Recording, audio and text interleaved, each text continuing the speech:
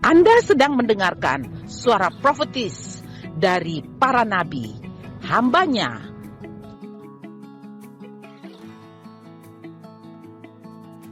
Dengarkanlah dan lakukanlah perintah Tuhan melalui para nabi, maka engkau akan berhasil. Selamat mendengarkan. Terima kasih banyak untuk kesempatan yang luar biasa siang ini. Saya bisa bagikan firman Tuhan bagi kita semua. Dan tidak terasa kita sudah menyelesaikan bulan Maret 2023 ya, bulan ketiga dari 12 bulan yang Tuhan sediakan bagi kita. Dan kita juga bersyukur bahwa sebentar lagi kita akan masuk perayaan Paskah, satu perayaan yang harus kita tidak sekedar mengenangnya Bapak Ibu Saudaraku yang kasih, tapi kita mengalami apa yang Yesus sudah kerjakan 2000 tahun yang lalu bagi umat manusia. Karena kalau Yesus tidak dibangkitkan, Yesus tidak mati, bangkit dan hidup, maka sia-sialah iman percaya kita. Apa yang kita kerjakan hari ini tidak ada artinya apa-apa. Karena itu memasuki perayaan Paskah kita di tahun 2023 ini, kami masih terus menyediakan hidangan rohani bagi kita semua. Masuk dalam penyediaan Tuhan. Ambil apa yang menjadi kebutuhan, keperluan kita, karena Dia sudah selesai mengerjakan bagi saya dan saudara. Ada amin? Dan sekali lagi kita tidak sekedar mengenang apa yang Yesus kerjakan bagi kita, tapi kita mau mengalami makna penderitaan Kristus. Karena itu topik kita pagi hari ini adalah ambil bagian dari persediaan Tuhan untuk Anda. Boleh bilang di kiri kanan seperti itu? Ambil bagian dari persediaan Tuhan untuk Anda. Haleluya. Nah Bapak Ibu Saudaraku yang kekasih dalam Yesus Kristus Tuhan, perayaan Paskah kita tentu saudara semua tahu bermula dari kitab Keluaran pasal 12 itu. Nanti jadi perenungan kita, Bapak Ibu boleh membacanya di rumah. Keluaran pasal 12 ayat 1 dan seterusnya. Tapi fokus kita hari ini akan di-sharing Keluaran pasal 12 ayat 1 sampai nanti ayat yang ke-14.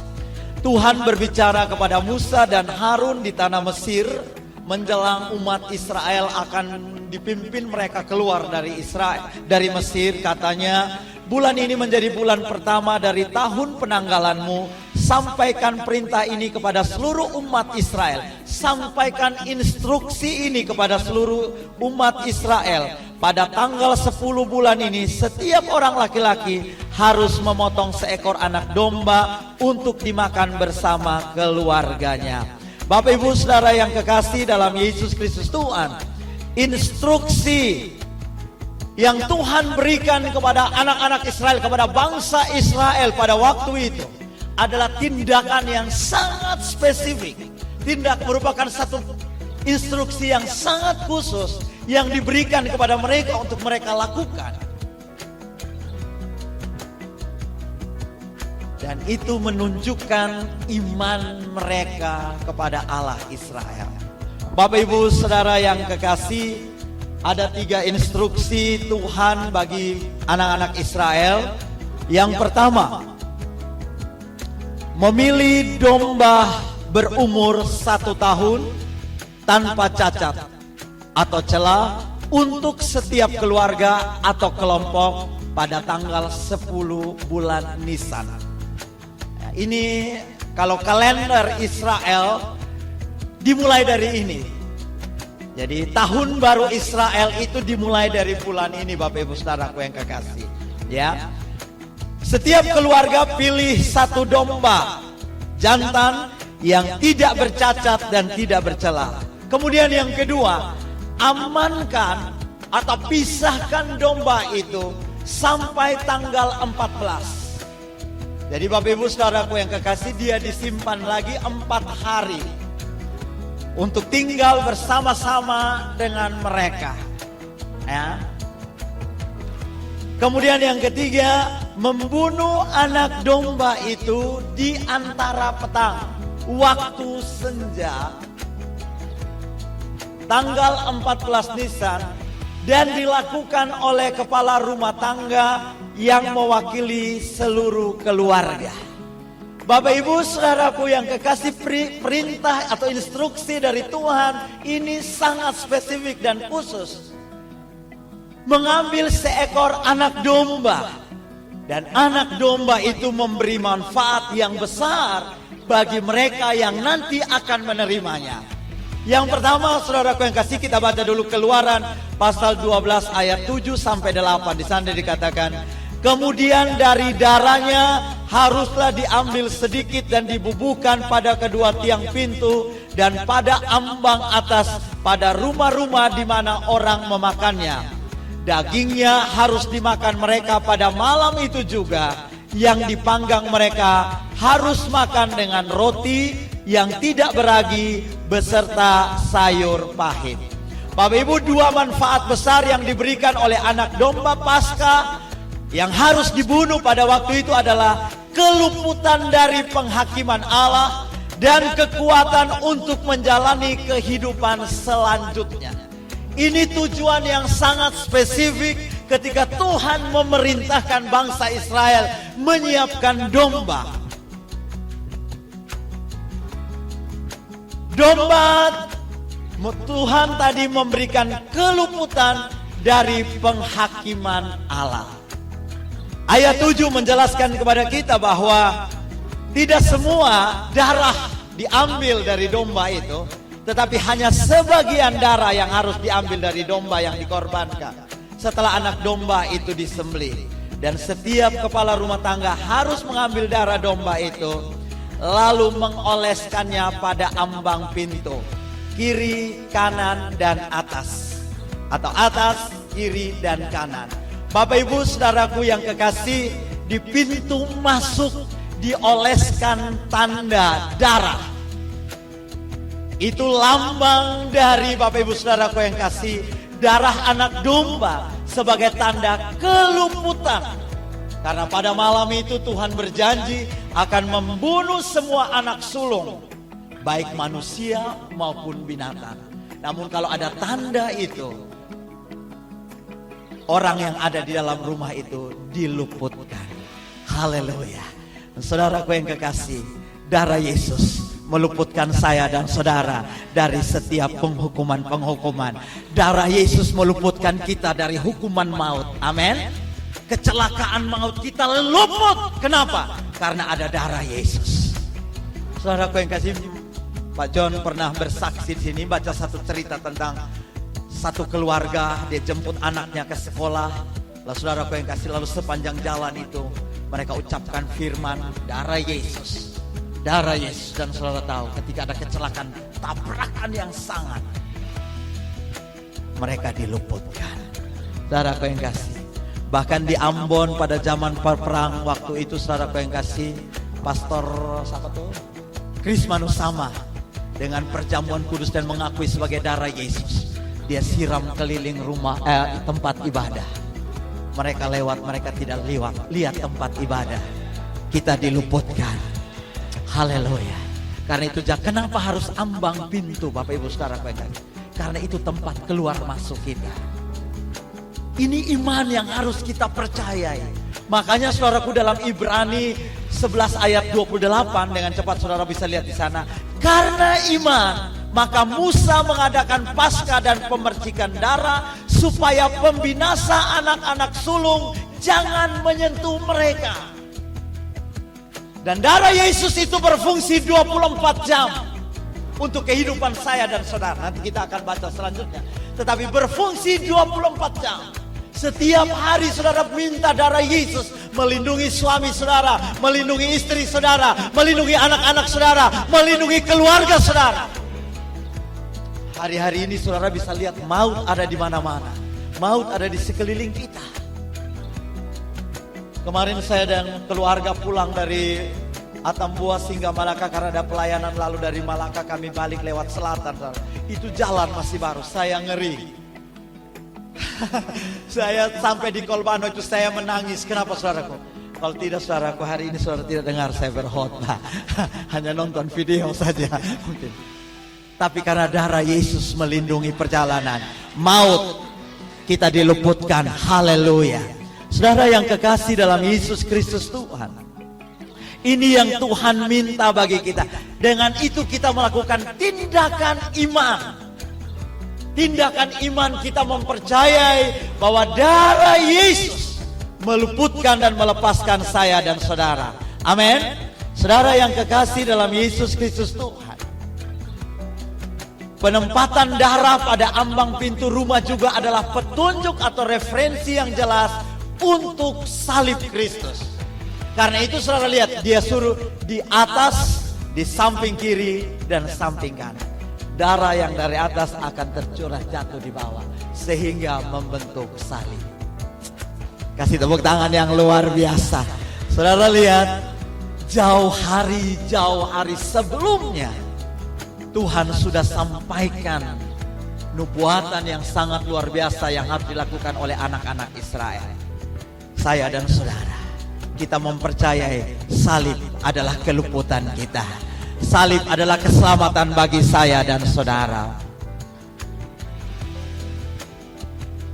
Dan saudaraku yang kasih, hal yang kedua yang kita belajar, kenapa darah dibubuhkan di ambang pintu? Tidak disiram saja saudaraku yang kasih, di seluruh lantai. Saudaraku yang kasih, darah harus di tempat yang tertinggi. Ada amin? Di bawah supaya tidak diinjak. Ibrani menuliskan dalam pasal 10 ayat 29 dikatakan, betapa lebih beratnya hukuman yang harus dijatuhkan atas dia yang menginjak-injak anak Allah, yang menganggap najis darah perjanjian, yang menguduskannya, dan yang menghina roh kasih karunia. Saudaraku yang kekasih, akan ada hukuman yang sangat berat yang akan diterima dari mereka yang menginjak-injak darah anak domba, menginjak-injak darah perjanjian, menghina roh kasih karunia. Saya coba renungkan saudaraku yang kekasih. Apa maksudnya kitab Ibrani, penulis Ibrani menasehatkan kita untuk tidak menginjak-injak. Ibrani mengingatkan kita, kalau saudara tidak percaya akan pengorbanan Kristus yang dia kerjakan di atas kayu salib, itu menginjak-injak dan menghina kasih karunia Allah. Kalau engkau hidup penuh dengan kekhawatiran, engkau hidup dengan penuh ketakutan, padahal iman tadi kita mempercayai Tuhan meluputkan, melepaskan kita, melindungi kita, menjaga kita, memberkati kita. Semua, it's finished, kata Tuhan. Sudah selesai yang Yesus kerjakan bagi saya dan saudara. Tapi kalau hari ini perjalanan kehidupanmu masih penuh dengan keraguan, perjalanan kehidupan kerohanian kita masih penuh dengan ketakutan, kalau itu masih ada dalam kehidupan kita, dengar saudaraku yang kekasih, maka kita sedang menginjak-injak kasih karunia Allah.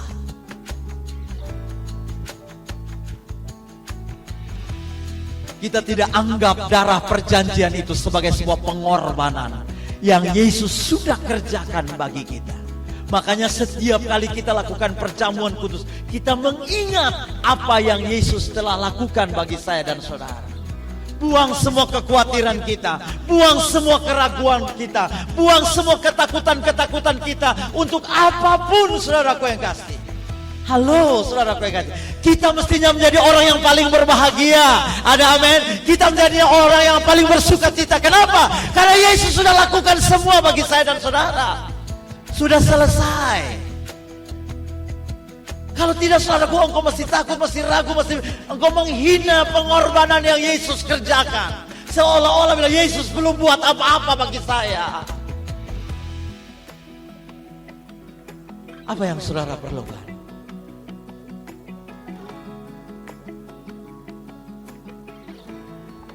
Dan ini memang tentu dibutuhkan iman untuk mempercayai bahwa Tuhan sanggup melakukan bagi saya dan saudara.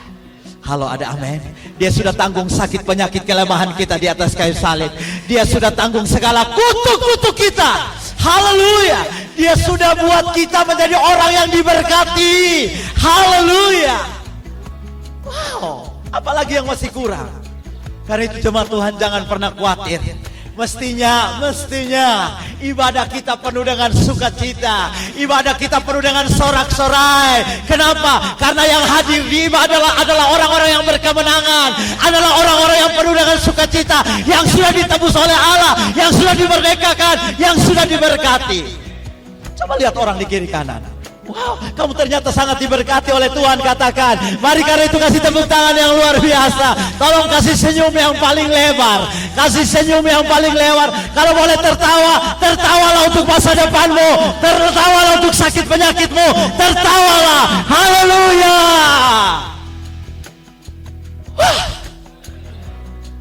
Sebab apa yang tidak mungkin bagi manusia mungkin bagi Allah. Apa yang mustahil bagi kita tidak ada yang mustahil. Lalu kita kurang apa? Tapi kalau kita masih ragu bro, kita masih khawatir dengan hidup ini, kita masih terus keluh kesah dengan hidup ini, bahkan bersungut-sungut, maka itu tadi Ibrani bilang, kita menginjak-injak. Apa tadi?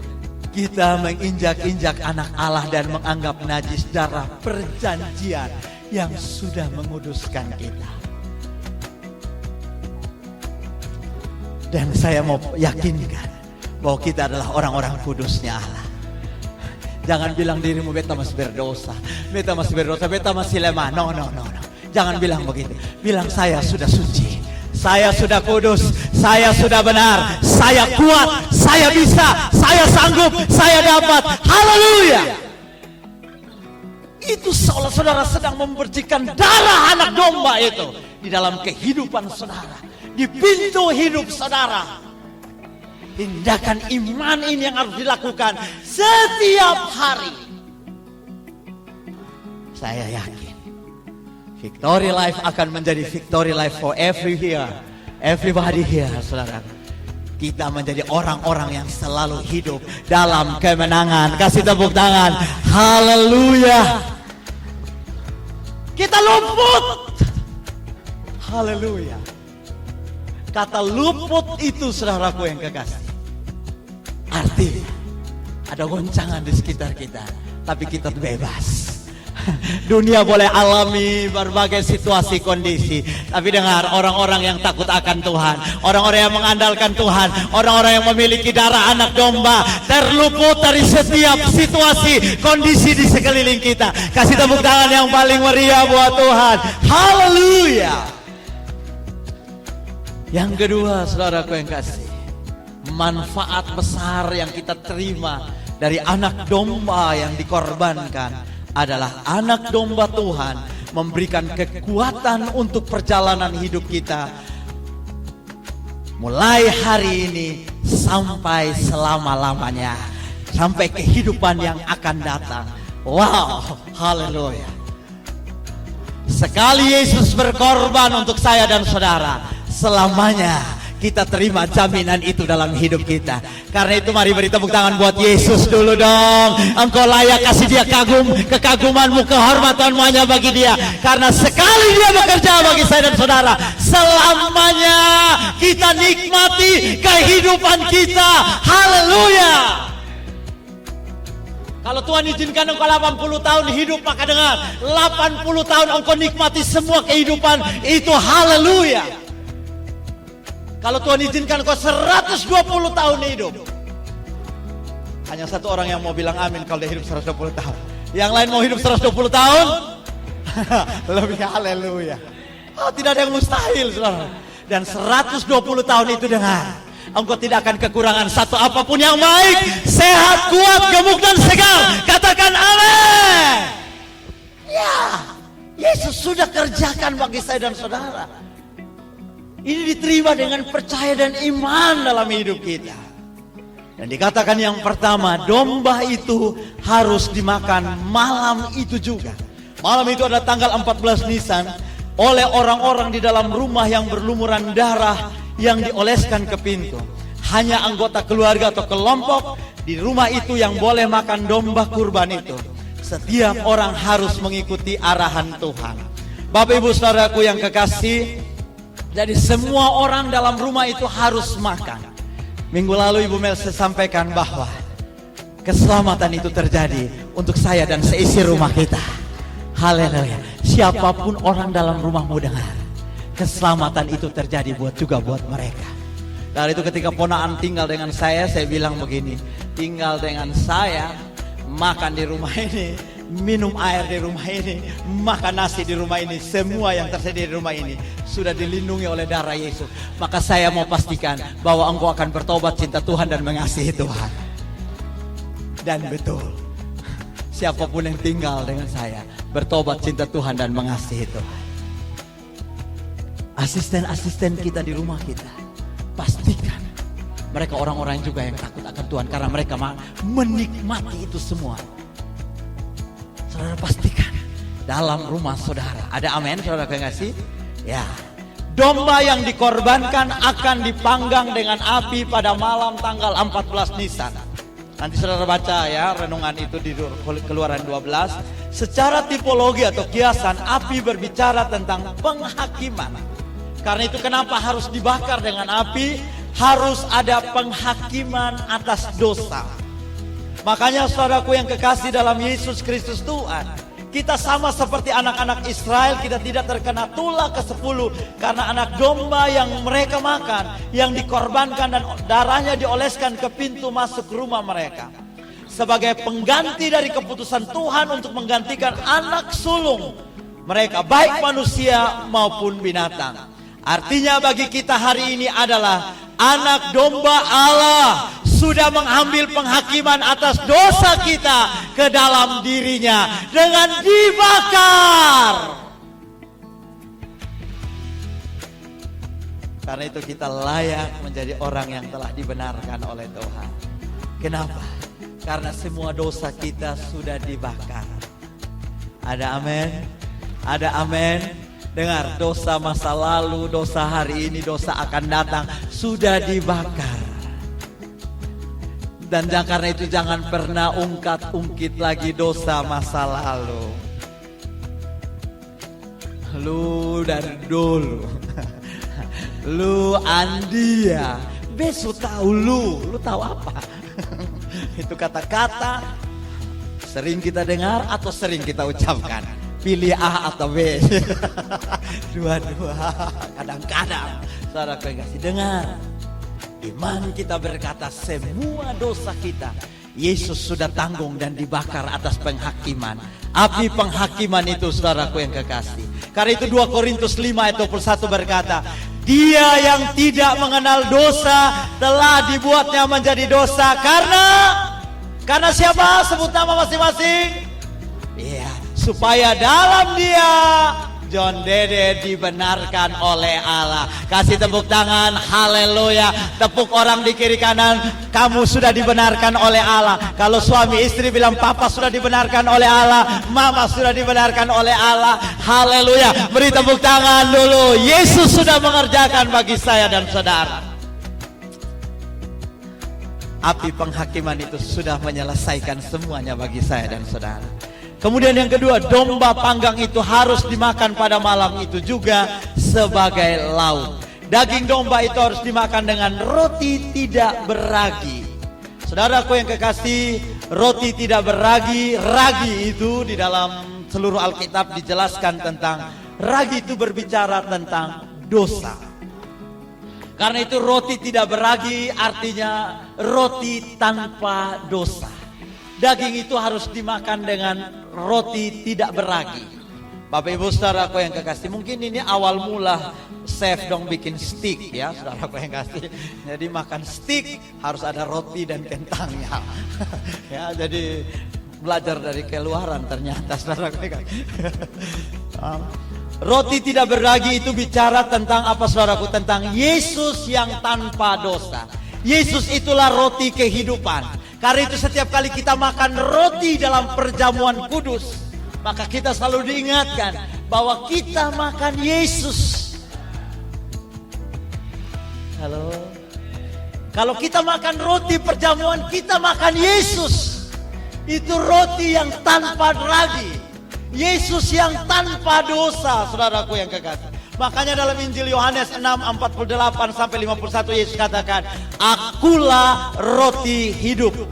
Nenek moyangmu telah makan mana di padang gurun dan mereka telah mati. Inilah roti yang turun dari sorga. Barang siapa makan daripadanya, ia tidak akan mati. Haleluya. Saudara lihat kata-kata ini, ia tidak akan mati. Lanjut saudaraku, akulah roti hidup yang telah turun dari sorga. Jikalau seorang makan dari roti ini, baca sama-sama, ia akan hidup selama-lamanya. Dan roti yang kuberikan itu ialah dagingku yang kuberikan, yang akan kuberikan untuk hidup dunia. Jadi makan roti itu saudaraku, setiap kali kita makan roti, kita makan perjamuan kudus itu saudaraku yang kasih. Yang pertama, tidak akan mati. Fisik kita mungkin mati, tapi roh kita tidak mati. Ada amin? Yang kedua, hidup untuk selama-lamanya. Itulah yang Yesus berikan bagi hidup untuk selama-lamanya. Zoe, life-nya Yesus yang kita miliki. Makanya kita hidup selama-lamanya. Makin tua makin gemuk dan makin segar. Bukan makin tua makin menjadi-jadi. Ya, tidak. Tidak. Tapi makin tua makin gemuk dan makin segar serta berbuah-buah. Haleluya. Yang sedang menuju ke sana teriakan. Makanya saudaraku yang kekasih, umur boleh tambah, tapi semangat tetap tidak. Yes, saudaraku, kenapa? Karena kita makin gemuk, segar, dan berbuah-buah. Dan sampai makin bikin, kotong soto, ason bis. Jangan bilang begitu, jangan bilang begitu. Biarpun kita rambut makin putih gugur, orang bilang rambut putih itu makin berhikmat. Ya toh, haleluya, ada amin. Saudara yang kekasih. Jadi mari nikmati saudara yang kekasih. Mau saya renungkan ayat ini, wow. Yesus bilang makan roti itu hidup selama-lamanya, bro. Hidup selama-lamanya. Artinya kita selalu diberi kekuatan, saudara. Makanya perjalanan iman anak Tuhan harus makin lama, makin kuat. Bukan makin lama, makin loyo. Tapi perjalanan iman kita tambah hari, tambah kuat. Kenapa? Karena kita makan roti kehidupan yang Yesus berikan bagi kita. Perjalanan kita harus terbang tinggi, makin terbang tinggi. Nanti kita berikut saya terangkan buat semua. Nah, ini yang ketiga. Dan itu harus dimakan.